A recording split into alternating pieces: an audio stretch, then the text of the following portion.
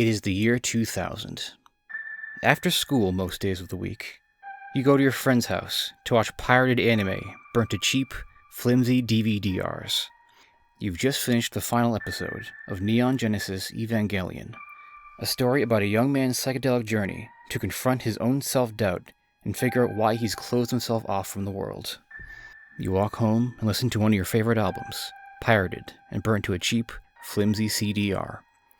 It's Pink Floyd's The Wall, a concept album about a man's psychedelic journey to confront his own self-doubt and figure out why he's closed himself off from the world. And you start to think.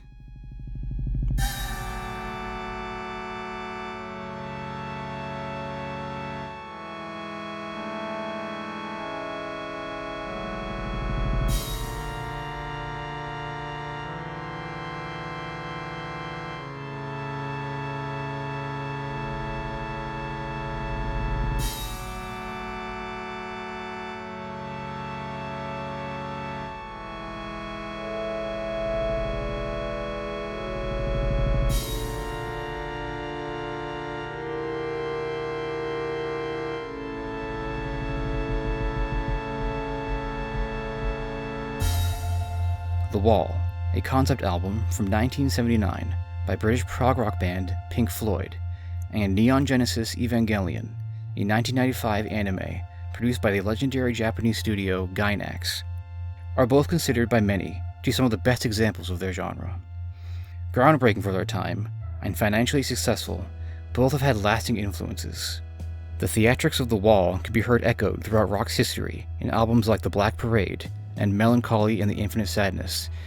And while I don't watch a great deal of anime these days, but it feels like every anime I saw for about 10 years after Evangelion had some reference to it, or somehow stylistically influenced. There's not a great deal of crossover between the classic prog rock crowd and the anime crowd, and this is a shame, because I think those two works in particular share a lot of common ground. A lot of similar lessons can be gleaned from these two stories. Very important lessons to me, personally. Before we go any further, I have a pair of important disclaimers. First, this is not a deep dive into the lore of Evangelion. It's all very interesting and does help in enjoying the show, but a lot of it is not fully relevant to what I'm going to say. It should also be noted that I'll only be talking about the original series and its End of Eva film, not the recent rebuild films, though I'll be using some visuals from those for the sake of variety. Secondly, I'll be talking a lot about the theories of Sigmund Freud. Freud was a pretty immoral man, and a lot of his theories are largely discredited today, but his theories did have an undeniable influence on pop culture. Let it be known that discussing work that's inspired by his theories is not an endorsement for his ideas or his behaviors. Let it also be known that I am not a psychologist. I am basically a glorified speak and spell, and my opinions on psychological theory don't really have any weight. The similarities between this British prog rock album and this Japanese animated series might not be readily apparent for anyone who hasn't spent the past 20 years dwelling on them like I have. But when you break them down to their core elements, I think they pretty clearly share some common ancestor. And that ancestor might be the work of Sigmund Freud. A story about a depressed rock star who turns into a fascist may not seem related to the story of a kid forced to fight in a giant robot, but if you let the story shed some of their flavor and window dressing, what are you left with? The main characters in both these stories are essentially traumatized introverts thrust onto the world stage. Pink, the main character and narrator for most of the Wall album, is remembered to be a lonely child crushed by abandonment issues and a stifling maternal relationship. Having lost his father in the Second World War, either before birth or very early in childhood, he was left with only his overbearing mother and run through the ringer of a school system designed to make a faceless worker out of him. He grows up to be a rock star, but it's never painted as a positive thing. He sings for large crowds. He has young women at his beck and call, but inside he is hollow. Similarly, Shinji, the main character of Evangelion, though the show does have many other characters it focuses on too, isn't shown to have any friends at all before moving to Tokyo 2, where the show largely takes place. When he was very young, he lost his mother to what could generously be called a workplace accident. Instead of being an oppressive force, however, Shinji's father grew distant and absorbed into his work. And by work, I mean a plan to dissolve all life into a mental singularity or whatever. Shinji is later urged to pilot an Eva, a giant robot, and tasked with fighting towering terrors called Angels. In other animes, this would bring him glory and fame, but all Shinji feels rewarded with is trauma and suffering. That both main characters exist in a world marked by a state of post-disaster is important to the themes and subtext of both narratives, especially as both of them had their lives irrevocably changed by the state of the world. Pink lives in England in the aftermath of World War II, a country repeatedly bombed by German forces. He likely was not alive during the bombings of London, but probably got to see some of the rebuilding and the generational trauma of England being attacked. Most certainly left a mark on his mind, as echoed in the lyrics and visuals for Goodbye Blue Sky. A lot of the post-war trauma is probably empathic. Roger Waters, the main writer for Pink Floyd during the production of The Wall, based a lot of his work on his own experiences and political leanings. His anti-war sentiment is not a secret, and he eagerly reflects this in the world featured in The Wall. The state of the world in Evangelion is both much more dire and much harder to understand.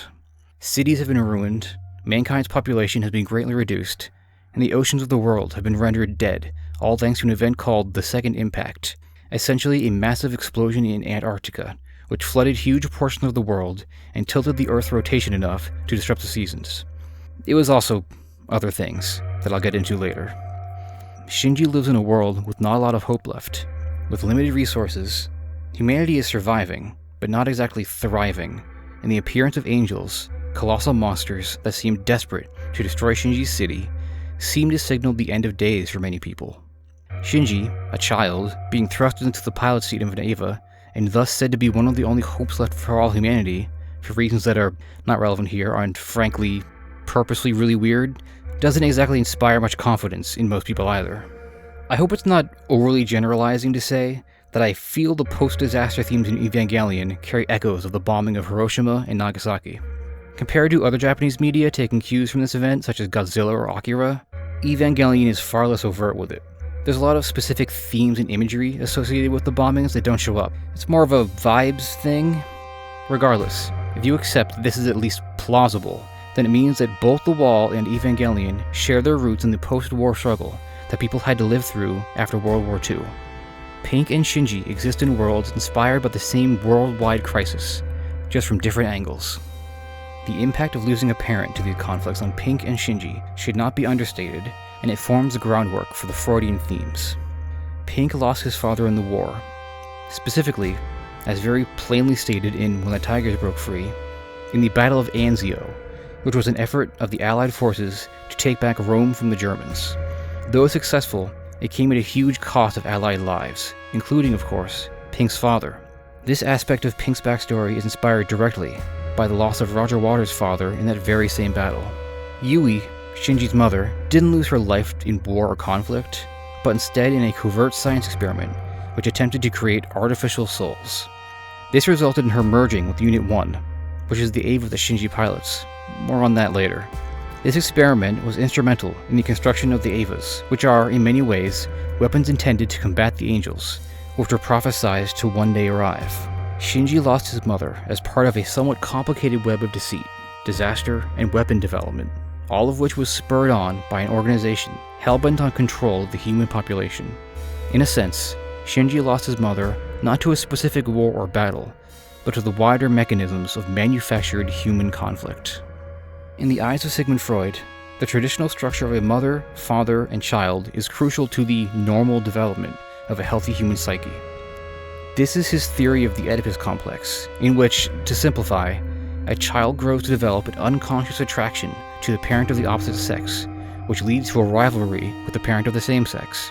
The resolution of this conflict is said to lead to a development of the healthy mind, and any disruption to this process is a core part of the development of a neurosis. Thus, for both Shinji and Pink, the story begins with them prying for poor mental health. The conflict of the Oedipus complex is unresolved. Pink, with no father figure to mirror or from which to learn, is left with just his mother, and he forms an unhealthy mental relationship with her. Not like that, but as seen in the lyrics of Mother and the visuals in the trial, part of Pink never leaves a childhood state of maternal dependence. She's an overprotective force in his life, stifling his growth, and causing him to stay overly distant from the rest of the world.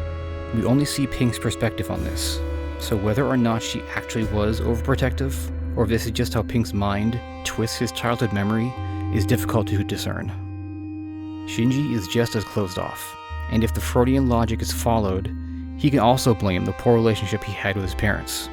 With only Gendo, his father, left in his life, the Oedipus complex goes unresolved, and his father remains a rival in Shinji's mind. This neurotic paranoia is further compounded as Gendo repeatedly seems to prefer spending time with Rei, a child of roughly Shinji's age, for whom Shinji has at least some attraction. This little angle is made worse by the fact that Rei is a clone of Yui, Shinji's mother, created in a failed attempt at extracting Yui from Eva Unit 1. Thus, Shinji is literally, unknowingly attracted to a form of his mother who overlooks him in favor of his father. I think that would give me a neurosis too. The 4th episode of Evangelion mentions the Hedgehog's Dilemma, a metaphor created by German philosopher Arthur Schopenhauer, who used porcupines in his original writing. To paraphrase his 1851 book, Pararega and Paralipomena, in winter, porcupines must huddle together for warmth, but if they get too close, they're at risk of hurting each other with their quills. Thus, a safe distance must be reached between all individuals, and this distance is where the concept of society and manners are born, a social construct that allows intimacy with minimal harm. Freud would mention this dilemma in his 1921 book, Group Psychology and the Analysis of the Ego, a book mostly concerned with groupthink and mass movements. It's easy and more pertinent to relate this concept to his idea of the ego.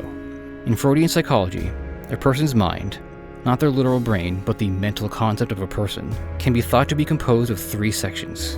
The id is the drive of instinct and animalistic needs. It's the first part of the mind to develop, and babies are considered to be all id, as they only worry about their basic needs of hunger and comfort. The superego is the instillment of societal rules and norms. This is what is meant to develop due to the resolution of the Oedipus complex, as the child learns to identify with his father and assimilate his morals and ethics. The ego, then, is a mediating force between instinctual, selfish needs and the desire to conform to societal expectations. It is the sense of self, the shape of a person, when they imagine themselves and compare themselves to their surroundings and other people. This is why some people on certain drugs can experience what's known as ego death, as they lose their ability to discern themselves from the world around them. The base metaphor of the wall describes the ego. It is a wall or shell around the self. It's how we define ourselves and how we protect ourselves from outside harm. The lyrics are in constant contemplation of how one constructs the ego, the wall, to better protect oneself. Pink psychology is broken and undeveloped based on Freudian logic, remember. With no way to fully resolve the Oedipus complex, the superego is undeveloped, which allows the ego and id to grow out of control, creating a person shut off from the outside world and driven by basal needs. What shall we use to fill the empty spaces, the lyrics ask. How shall we complete the wall?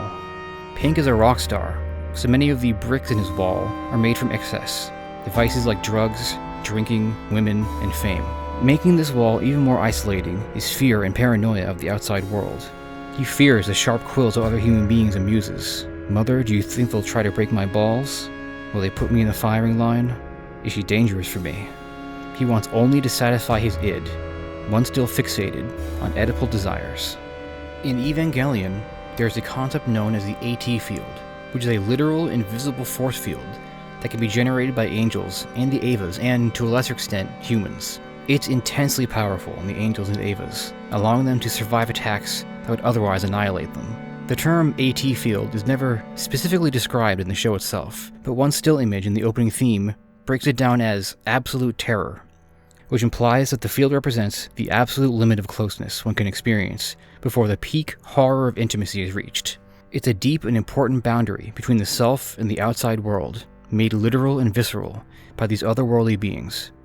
Kaworu, a human-shaped angel that shows up late in the series and befriends Shinji, explicitly says that the AT field is the wall that everyone has in their heart. The climax of the original anime further expounds upon this idea, illustrating the importance of defining one's self from their surroundings. Without the existence of things other than yourself, you cannot know your own shape. By looking at the barrier between you and other people, you visualize your own shape. You cannot see yourself unless there are other people. The Oedipus complex is even hinted at here, saying, the very first person is your mother. Your mother is a person separate from you. Shinji's psychology is just as broken as Pink's. While he does have very early childhood memories of his mother, losing her at such an early age, and having his father become so distant, left Shinji's mind underdeveloped in a Freudian way. He, too, was very closed off from the world, fearing openness and personal connection, because in his mind, it all inevitably leads to pain and hardship. He is very ego-driven, but unlike Pink, for whom ego takes on its more colloquial definition in making him, at times, an arrogant rock star, Shinji's ego instead simply closes him off from the world. So much so that many traumatic incidents leave him in a nearly catatonic state. He has built the wall around him so high and so thick that nothing can get in. It hurts him and it hurts everyone around him. This dilemma, the conflict between humanity's innate need for intimacy clashing with the instinct for self-preservation, is at the core of both The Wall and Evangelion. It's a question that both these stories contemplate. How does one find a healthy balance between loneliness and healthy self-determination? For Gendo Ikari, Shinji's father, the solution to the hedgehog's dilemma is simple: remove the quills. In the world of Evangelion, the ego, called the AT field, is a real and literal thing, and it's something that can be negated and disabled. The overarching plot of the show and its film have a shadowy agency puppet the world governments and creates the Eva in order to, essentially, force the ascension of all mankind into a singular godlike being. To do this, they must destroy the barrier between every single human soul, dissolving their ego and sense of self, so that the difference between all humans disappears. This is an event known as human instrumentality, described as all humans complementing each other's weaknesses in such a way as to become uniform and flawless. SEAL, the organization attempting to cause instrumentality, seems to also describe it as returning all things to nothingness. Gendo seeks to subvert these plans and take control of instrumentality in order to rejoin Yui, his dead wife, and become one. This is Evangelion's twist on the Oedipus complex, illustrated by Gendo giving his own definition of instrumentality as returning to our mother, who has been lost to this world. His interpretation of the situation potentially demonstrates a better understanding of the human condition in this universe, as all humans are descended from a singular alien egg that came to Earth in ancient prehistory. For Gendo to draw such an easy line between fusing with his wife and returning to our mother says a lot about his mind and the show's interpretation of neurotic psychology. Gendo, Shinji, and most of the show's characters have a deep, innate emptiness that they repeatedly try and fail to fill. They are creatures that could be so close and so unified as to be indistinguishable from each other, and yet the walls of their hearts keep them separate. In this way, much of Pink Floyd's Hey You can echo this sense of intrinsic isolation and the pain it brings. Hey you, Pink asks in song, having fully collapsed in on himself, out there in the cold, getting lonely, getting old. Can you feel me? Hey, you, out there on your own, sitting naked by the phone. Will you touch me? The Wall and Evangelion are about these broken people who ache for human connection, but are trapped in isolation by their own egos. The wall was too high, as you can see.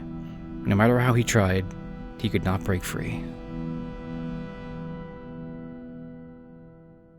The reliance on the Oedipus complex, or at least on themes very similar to the idea, is more interwoven and explicit to both these stories than I have already implied. Pink's maternal issues are so pivotal to his character that she gets a whole song to herself, and has an important segment in the film's psychedelic finale. Pink's mother, or rather, his psychological construct of her, has the most lines in this rock opera next to Pink himself. Pink's fixation with his own mother is not sexual, as it typically is in my admittedly tenuous understanding of Freudian theory. Rather, with only his mother as a parental influence during his formative years, Pink's ego and sense of self is almost entirely defined by his relationship with his mother.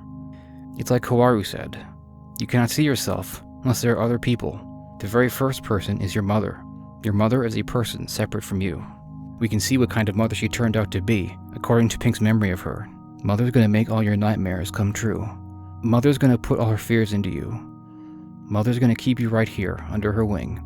She won't let you fly, but she might let you sing. She's oppressive. She's stifling. She's paranoid. Pink's mother is a controlling person who wants to shield her son from the outside world, described so cynically in songs like The Thin Ice and Goodbye Blue Sky. Of course Mom is going to help build the wall. How literal this is isn't very clear. The film for The Wall starts with Pink zonked out in a chair, and most of what happens visually could easily be interpreted as memory or even hallucination. This version of his mother very well could be nothing like the real thing, and could be a sort of twisted, delusional memory that trauma and depression and psychosis creates. Still, even if the real Miss Floyd was a little overprotective, some sympathy is important here. She's a widow who lived through the Second World War, left to raise a child who, according to some visuals later in the movie, became seriously ill at some point. There's no indication of her remarrying, or of extended family helping either. Regardless, Pink's mother being so smothering is clearly painted as the main impetus for Pink starting to shut out the whole rest of the world. During the song Mother, we see him failing to connect with women, and see shots of a marriage that seems to rather quickly fail, all contrasted with scenes of a younger Pink so easily and eagerly huddling up to his sleeping mother at night. This Oedipal desire is, again, not really a sexual one, but more just a desire for closeness and protection. This is made all the clearer with visuals in The Trial, the film's climax song, in which his mother's embrace is visually compared to returning to the womb. And hey, speaking of returning to the womb, it's Evangelion. The giant biomechanical robots in this show are the Evas, and to control them, the pilots enter them in entry plugs, which serve as ejectable cockpits. These cockpits are filled with LCL fluid, an orange liquid that allows the pilots to mentally connect to their Eva directly. And no, we're not given any indication as to what LCL stands for. It's said to smell like blood, and one pilot even compares the environment to a mother's womb. She's more correct than she realizes, for two important and bizarre lore reasons. As you recall, Shinji's mother, Yui, lost herself in an experiment and was fused into Eva Unit 1, which is the Eva that Shinji pilots. Her soul is inside the robot. This is made obvious by her appearance and some hallucinatory experiences Shinji has. In fact, she is arguably the only reason he escaped from a few pretty catastrophic incidents. The same seems to be true for the other Evas, with varying degrees of veracity. All of the children that are confirmed or potential pilots do not have mothers, and Asuka, at least, discovers for sure that part of her mother's soul is in the Eva she pilots. Therefore, when she compares the entry plug to a womb, she is unknowingly being literal, as all pilots really are entering the warm embrace of their own mothers. The second facet to this, and one that's a little harder to discern just through casual watching, is that the LCL fluid is the blood of the progenitor alien from which all human life descends. Thus, to enter the fluid of an entry plug is to enter into the blood of Lilith, the mother of all humans. There is this funny but annoying meme about Evangelion where people beg Shinji to get in the robot, based on early episodes, where he's incredibly reluctant to pilot his Eva because of all that, trauma. The irony is that a lot of the show actually shows him entirely too reliant on his Eva. He won't get out of the robot at times. By episode 11, he's eager to get into his Eva at times of emergencies. And in episode 19, there's a moment where he refers to the Eva's hands as his hands, implying that the Eva has become a large part of his identity. Over and over, he muses on how the Eva is the only thing in his life that gives him purpose, and the other pilots often say similar things about themselves. The Eva comes to define Shinji. He views it as a safe place for much of the show, a place where he is safe and strong. The Eva is a big part of Shinji's wall, and it's literally formed by maternal forces. There is an idea within Freudian theory known as the death drive, or death instinct, which could very broadly be interpreted as a deep, innate desire in humans to return to a state of non-existence. To the best of my limited understanding, this drive is less about actual death, and is more of an instinct to escape from not only pain, but from the general pressure of being a sentient, living being. Some ways to think about it is the idea of returning to the womb, a state of not only pure safety and comfort, but of not being a person, not thinking or worrying about anything. This death drive is all over the wall in Evangelion. Recall earlier, Ciel wants to remove the personhood of all mankind by returning all things to nothingness, a sentiment corrected by Gendo as the more accurate returning to our mother. The powers that be in the world of Evangelion are entirely motivated by the death drive. They want all beings to revert to a simultaneous state of non-existence and oneness with their progenitor, their mother. Pink is also driven by the death drive in different ways. An escape from pain and the pressure of living often manifests in self-destructive tendencies like drug abuse, at least here in reality, where we, presumably, aren't the ancestors of ancient aliens just waiting to liquefy. Pink spends a lot of time out of his mind on drugs. He's not really seen to be in any particular pleasure, just there, barely alive. That's the whole setting for the song Comfortably Numb. He's so checked out from the world that a doctor has to wake him up so he can get on stage. Since focusing the death drive inward is pretty obviously very destructive, people often instead direct it outward and are aggressive towards others.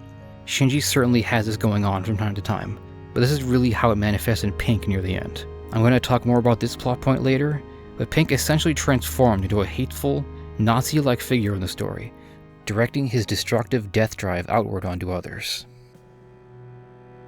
The overpowering instinct of death, combined with an irregular relationship with their mothers, have given both Shinji and Pink, well, let's just say their relationships with women are complicated. In the opening moments of What Shall We Do Now, a track omitted from the album but present in the film and concerts, right after a scene in which Pink fails to get through to his wife over a payphone, The Wall treats us to an intricate and rather beautiful animated sequence of two flowers.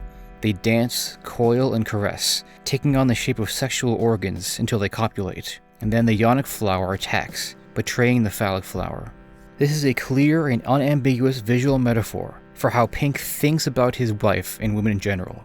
Female betrayal feels inevitable to him, like it's an intrinsic part of heterosexual relationship. This is Pink's busted Oedipus complex in action. If part of him is still stuck on maternal dependence, then any deviation from that model by women could be seen as a betrayal. He's so closed off from the world, so devoid of empathy, that he struggles to see women as individuals with their own needs. Shinji's malformed development and skewed relationship to his mother causes him similar issues, but Evangelion handles this topic in a more complicated and nuanced fashion. If I'm to be totally honest, I struggle to really wrap my mind around this aspect of Eva.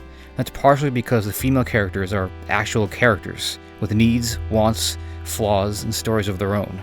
Thus, separating Shinji's specific issues from the broader narrative of analyzing the side characters and getting past Evangelion's meta-narrative of critiquing otaku culture gets tricky for me.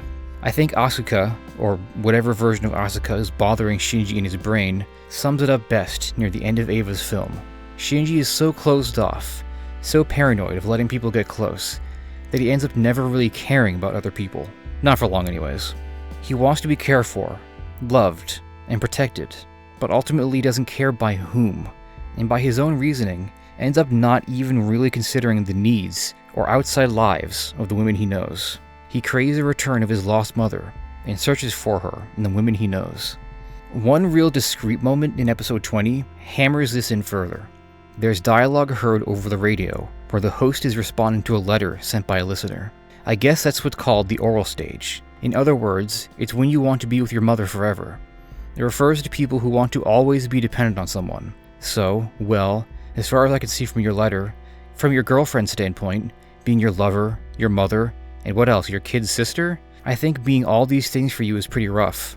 And you know, aren't you sort of taking advantage of her place as a lover, using it as your personal outlet for your libido? A woman is very sensitive to whether someone loves her or not, so I think she's probably twigged onto that by now, that you're looking for a mother you can sleep with in her.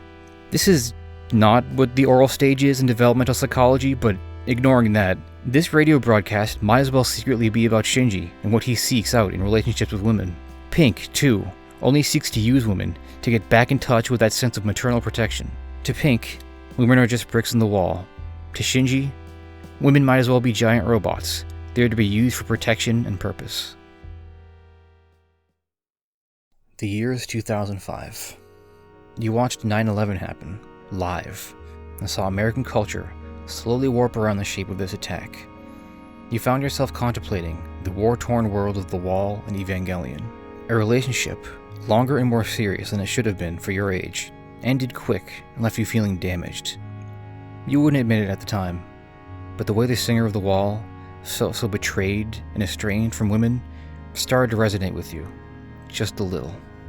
It's your first year of college. Making friends is difficult, always has been.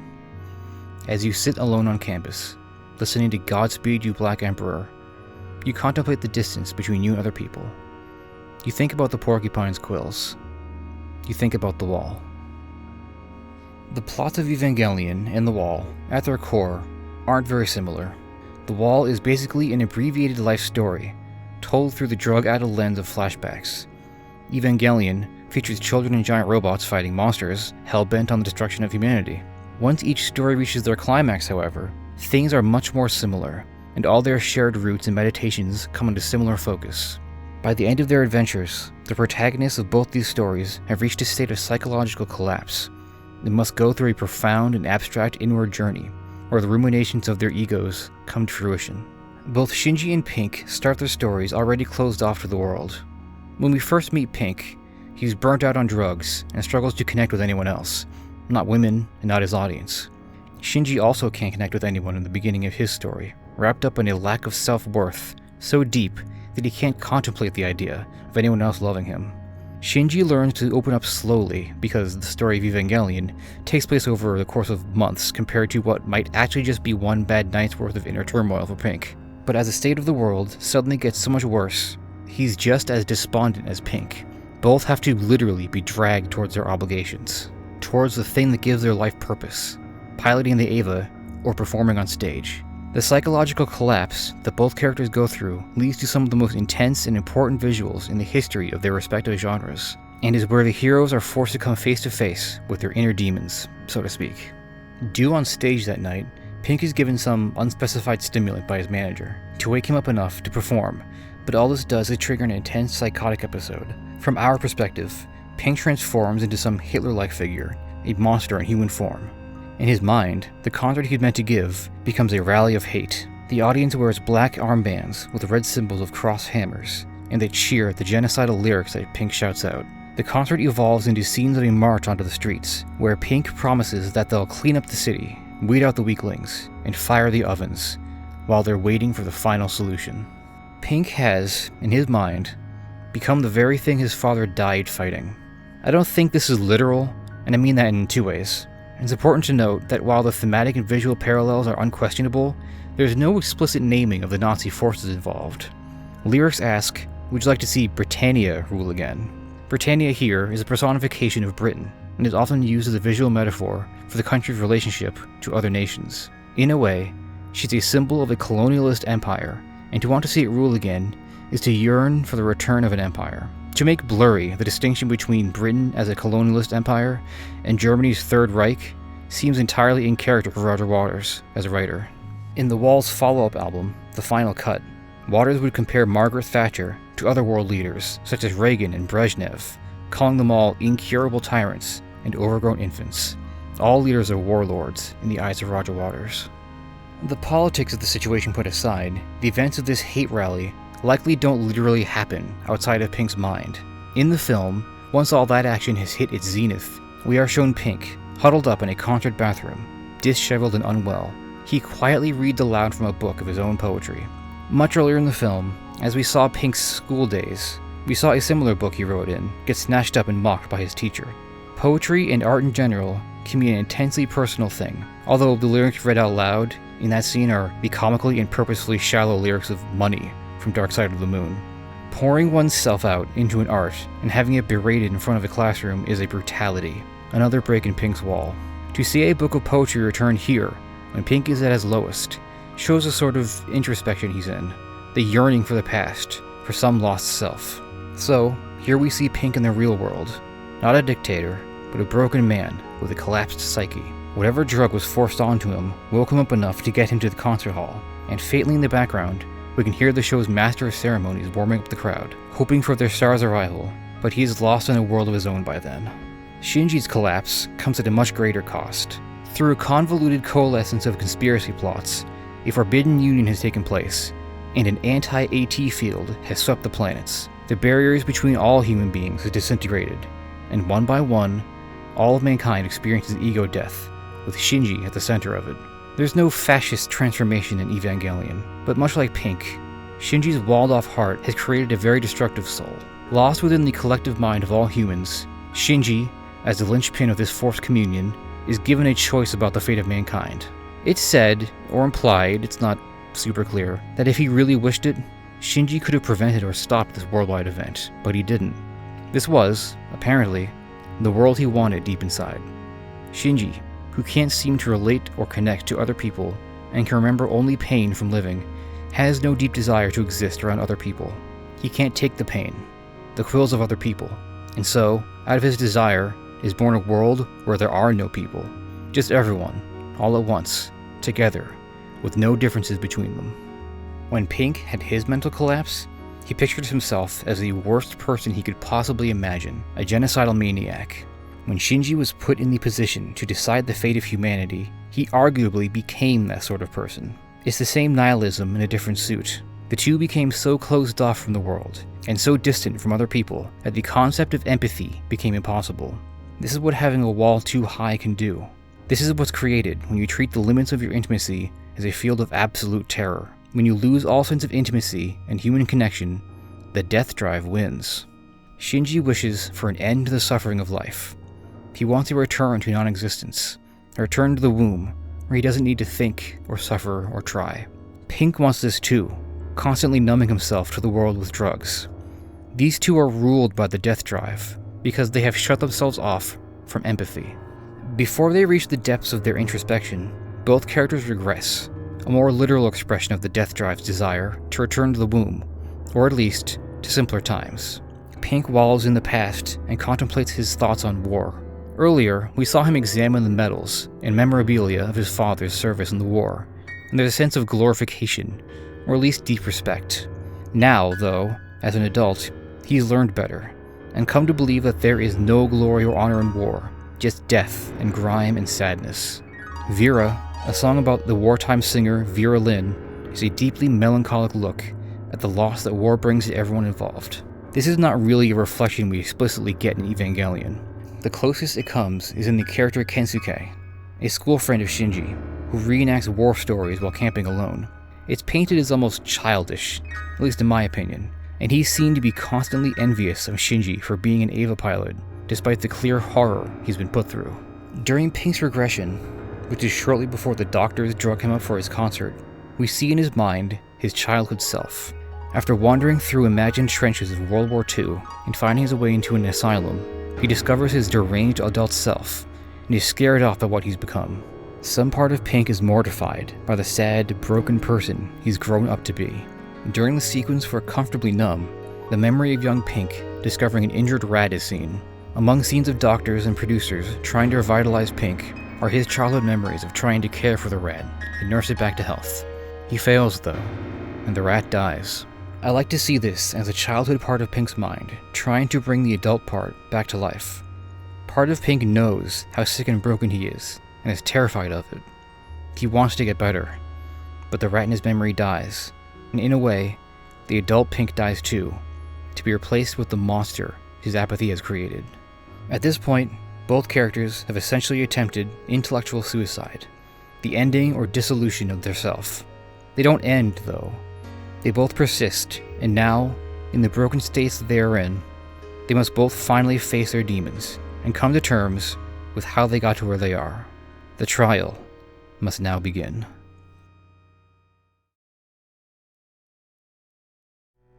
With their whole worlds and sense of self collapsed, these two stories end with our protagonists confronted by their own memories and a judgment of their character.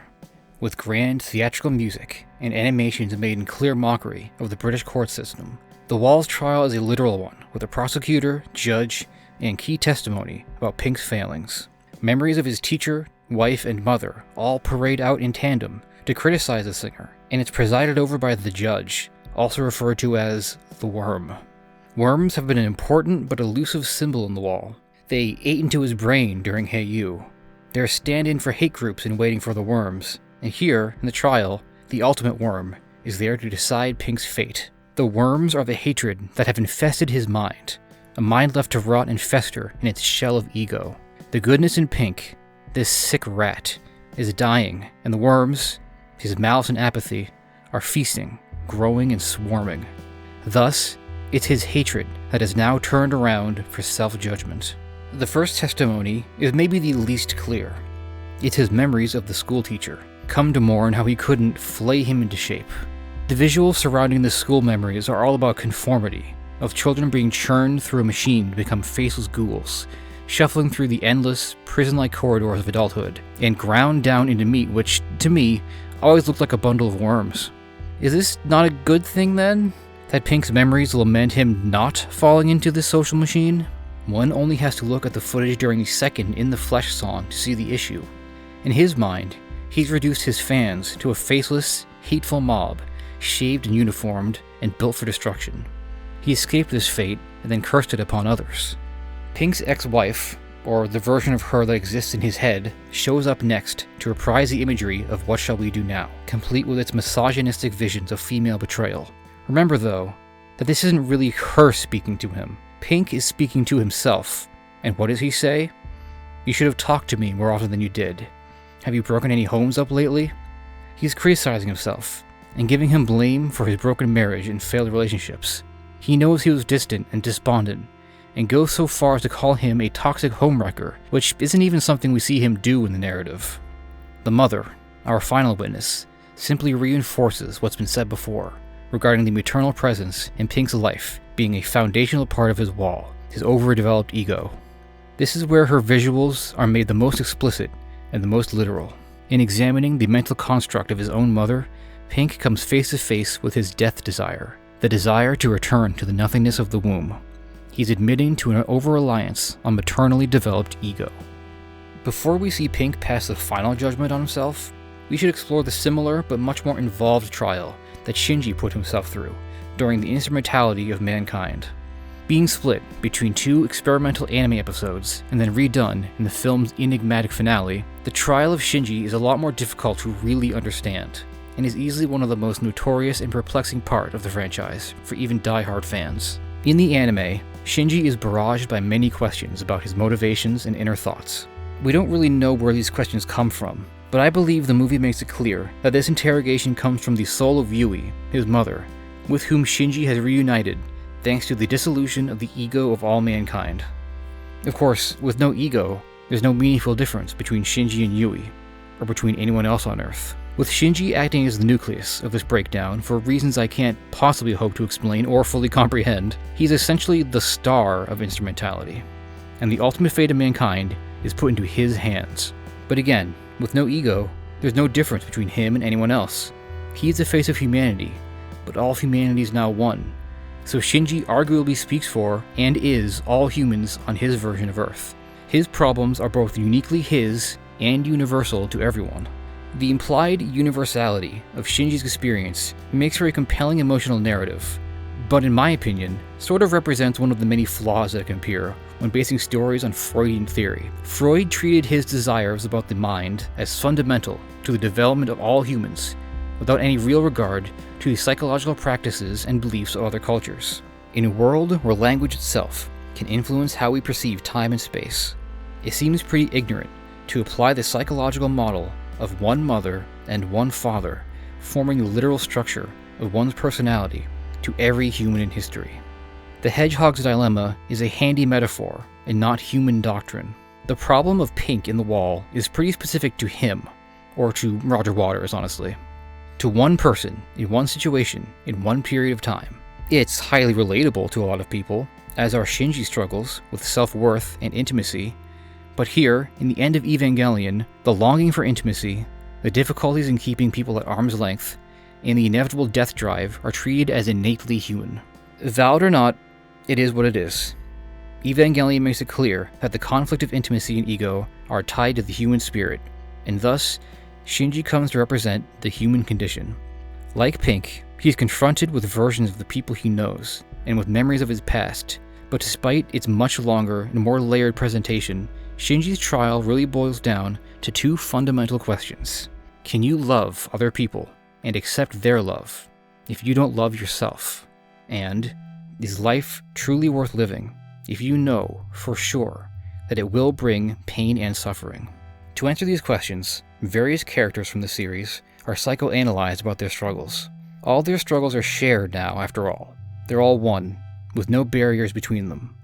Self-worth, a core theme to the show, is reiterated here as a strong, driving motivation for the characters. They pilot their robots to feel valuable, and they connect with others to feel loved and worthwhile. Shinji hates himself, admitted clearly here, but pretty obvious in the series.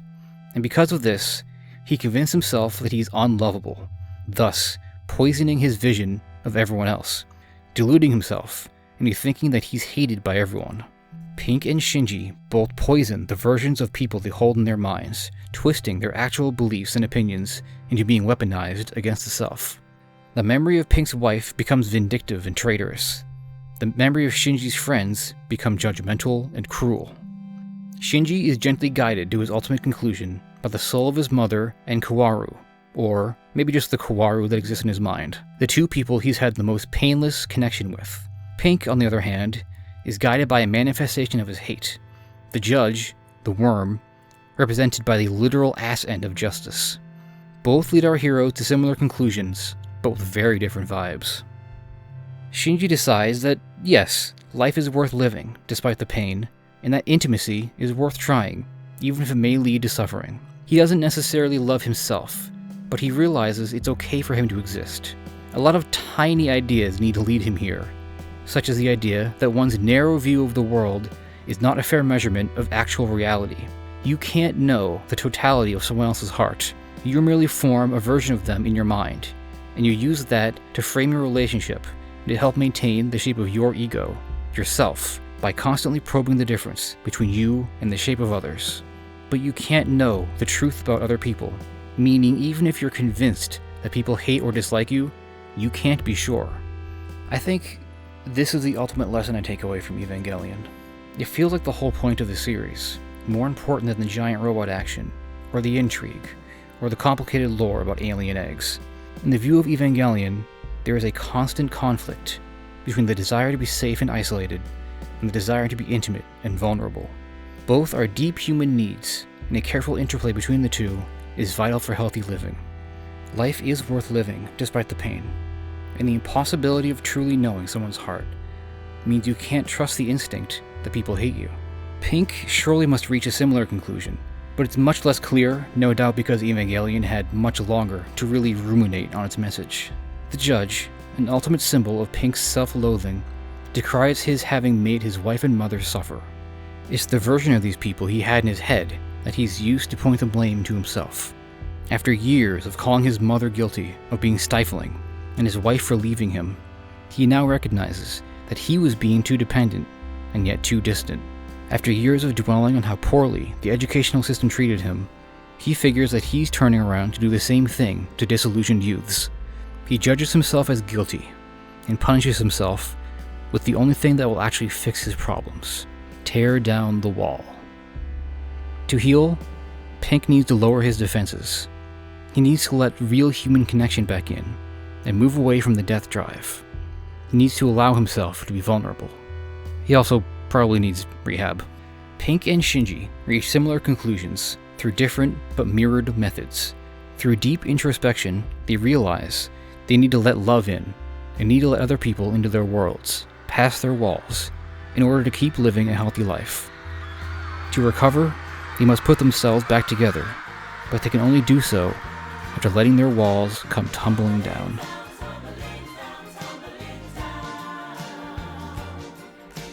At least, that's possibly what Pink does. The ending of the album and film are nebulous and open to interpretation. After the trial ends, and the great metaphorical wall collapses, we don't see him again. Considering the fascist rally and concert may have entirely been hallucinations, we actually have no idea what literally happens to Pink after this scene of being huddled in the bathroom stall. Maybe after a failed show, he snaps out of it, having hit rock bottom. Maybe the trial is analogous to a long process of therapy that he goes through. Maybe it's something far darker and far more grim. The finale of Eva is, naturally, more optimistic, but more involved. It's stated that now, everyone on Earth must choose to return to their previous state of individual being. Shinji is the first to emerge from the ocean of collective humanity, having chosen existence, and his choice allows everyone else to return, if they want. Only Asuka is seen again, just before the film ends, and the confused, lonely Shinji reacts with violence, likely not out of malice, but as the only way he knows how to see if this Asuka is actually real. Whether or not anyone else will step out of the ocean as an individual remains to be seen, but I'm hopeful. After Pink's wall collapses, we see children playing in the rubble of ruined buildings. They're cleaning up the mess of war and destruction, moving broken bricks and pouring out Molotov cocktails, tying in with the film's theme of war and implying that it's up to the next generation to clean up the world. This could be seen as Pink finding a way to make repairs on his life and recover. The lyrics of the song playing over the credits discuss people being there outside the wall, ready to welcome you back into the world. In some live performances, Roger Waters liked to replace this song with The Tide is Turning, taken from his underrated Radio Chaos album. The track makes more explicit the message that the children, the next generation, can wrest technology's sword from the hands of the warlords and build a better future. That is why, though not at all explicitly stated, I believe that the Wall story ends with Pink's recovery and redemption. It's possible to rebuild and recover from war, from identity collapse, and from a damaged life. That's why I'm sure that the rest of humanity will step out of the sea in Evangelion. The album version of The Wall ends with a little voice clip that cuts off as the final track ends. And if you turn the volume up when you begin the album, you can hear the second half of it. Together they form the phrase, "Isn't this where we came in?" And along with the end of the final track's music repeating softly, it essentially turns the whole album into a looping, repeating experience. Roger Waters uses a similar trick on Radio Chaos, and it's meant to show that the end of these sort of stories often isn't the actual end. Life goes in cycles. We build our walls, we tear them down, we build them again. Coupled with the view of children rebuilding in the ruins of war from the film's ending, there is an additional meaning regarding cycles of abuse. When we're closed off to the world and lacking in empathy, we might pass that lifestyle down to future generations. Pink's mother had a wall too, after all, an ego of her own. The original Evangelion did not have a clear cyclical link, but the rebuild films do. The series of films is littered with evidence of the story taking place in the latest of many iterations of the same story, with the world repeating itself multiple times, and the events of the series affecting the plot of the movies before they actually happen. I'm not going to go too deep into any themes from the rebuild movies, partially because I didn't like the films, but it's clear that this aspect of them is communicating a similar message. Life does not have a climax or a clear, defined arc. Things rise and fall and can rise again. We need to be aware of our own ego and recognize that any steps taken to being more open and more empathetic can be backtracked if we're not careful. The Wall's film turns this into one final statement about war, too. It is indeed up to the next generation to learn from the past and clean up the mess, but if they're not careful, they'll fall into the same sort of conflicts again and again. We need to learn from our failed world leaders, and we need to learn from the mistakes of our parents. Both these stories emphasize choice, and make it clear that it's important that we choose to open up, heal, and that we must choose to not repeat the same mistakes of our past generations. However, both sort of ignore the systematic problems that can make this nearly impossible for some. It's a slightly Eurocentric view to think that we can all just choose to end war, as there's a lot of countries who never chose war in the first place, thanks to imperialism. But it doesn't seem unfair to place the onus on the colonizers to knock it off. Likewise, a lot more goes into conquering your mental hang-ups than just deciding to be better. Everyone's different, and lots of conditions of the body, mind, or one's living situation can make solving these nebulous problems next to impossible, if they're relevant problems at all. As said, Evangelion positions the conflict between ego and intimacy, the Freudian conflict between death drive and love, to be a universal experience, and this simply will not apply to everyone. With this in mind, it's important to remember that both works are considered partially autobiographical, and both these characters represent, in some ways, the writers. The director and main creative force behind Evangelion, Hideki Anno, is not Shinji to the degree that Pink is Roger Waters, but it's known that he was very depressed during Eva's creation, and poured a lot of his inner troubles into his writing.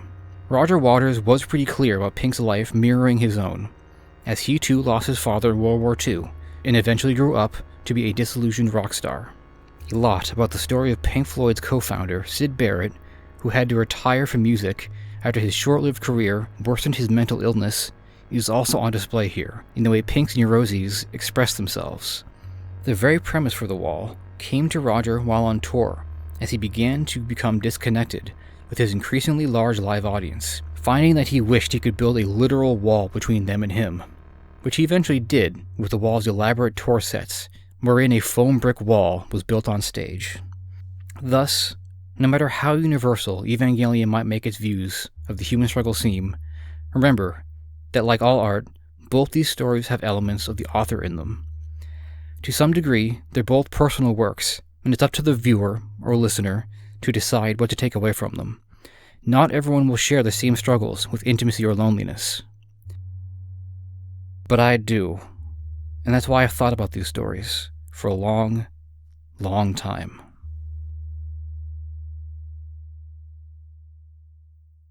The year is 2024. You survived college, even if you can't really remember most of it. You've moved across the country several times, never quite feeling like you were home, never quite finding a place where you belong. You had gained and lost a fiancé, a relationship that makes you feel like you were simply on autopilot the whole time, in retrospect. You survived the pandemic with ease because you're used to isolation. You've built your life and career around social distancing and emotional self-reliance. The walls around you are tall and sturdy, decorated in your trophies and fleeting passions. They each feel like bricks in your wall, part of the facade you've built in your grand act of pretending to be a functional human being. You have molded your ego to the shape of the Ava that contains you, but by now, you started to wonder if you're hollow inside. Art can communicate a vast multitude of meanings for those willing to stop and look. When art has been with you for years, when art is important to you, then the lessons it tries to teach, or at least the lessons you glean from it, can have profound effects on how you see the world and your own self. Despite their infamous complexity and obfuscation of meaning, the lessons taught by the Wall Evangelion seem as clear as day to me. The self, the mental construct you call I, is defined by the difference between yourself and your surroundings. You come to define what you are by witnessing what you are not. The shape and views and behavior of people different from yourself, the behavior of animals, and the presence of inanimate objects all shape you into what you are. The more you experience the world, the more you become yourself, shaped by the contrast between you and others. Your memories and passions beautifying you with a unique collage all your own. This separation between you and the world is your ego, your wall. This wall is a powerful and protective thing that we all use to shield ourselves from emotional harm, because at our cores, we are all at least a little solipsistic. You can't know for absolute certain that anyone else exists, because the only frame of reference you have is your own perception and interpretations of the world. Everyone else only exists for you as an impression of them in your mind. A version of everyone you meet lives in your mind that might not match the version of them that exists outside your mind, if they exist at all. Thus, for your own self-protection, when necessary, you unconsciously choose whether or not you empathize with people. By letting people past your ego and viewing them as connected with you and part of you, you allow the emotions and intentions you perceive from them to become yours and to affect you. By shutting them out, they become disconnected from you and the world within you. Much like how the presence of an atom is only felt by another through its conflicting forces of gravity and repulsion, we are in constant flux between connecting with others and keeping them at a safe distance. We learn while growing up what emotional vulnerability is. If we let too many people's emotions affect ours, then we lose control of ourselves and remain open to emotional harm. But we need some connection. We starve without it. Without that connection and without empathy, we start to rot within our egos. It's an evolutionary response to pain. We often remember what hurts us and what scares us, because doing so is good for our survival. The drawback is that when left without enough external input, we only remember the pain, the fear, and the hatred. We get tangled up in a knot, distorted into something hateful and apathetic. Keeping this careful balance is the main lesson of these two stories, and it can be a hard lesson to learn. We need to protect ourselves from others and keep ourselves clearly defined without fully shutting out the whole world and letting ourselves grow hollow. It's been many years since I first observed these two stories. I've done my best to internalize the lessons as I interpreted them, but now, I'm not really sure I have. I've always been a lonely person. Human behavior mystifies me, and it's always easy to assume the worst. I like to think I've gotten better at it, better at reading people's intentions and emulating the human condition. But even now, despite my best efforts, I always feel like an outsider, like a machine, imperfectly built to blend in. My in-person friends are few, and the people with whom I am intimate are even fewer. Despite my best efforts to learn and adapt, and despite the best efforts of the bleeding-hearted artist to teach, it's possible that I simply built the wall a bit too high. I know I can do better. I know you can too. Our walls are not impenetrable.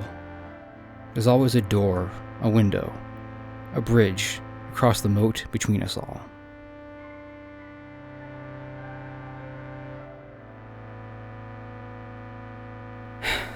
There are many things left that could be said about Evangelion and the Wall. All this has just been the core of my interpretation, and the important messages I took away from them. There are many other strange themes and imagery that could be analyzed for another hour. Both stories have a real focus on phones. Evangelion has a strange fixation on hands. The Wall seems to feature a very secret side story about specifically with whom Pink's wife had an affair, and the album Final Cut may or may not be about the teacher character. Both have a fascination with Christian imagery.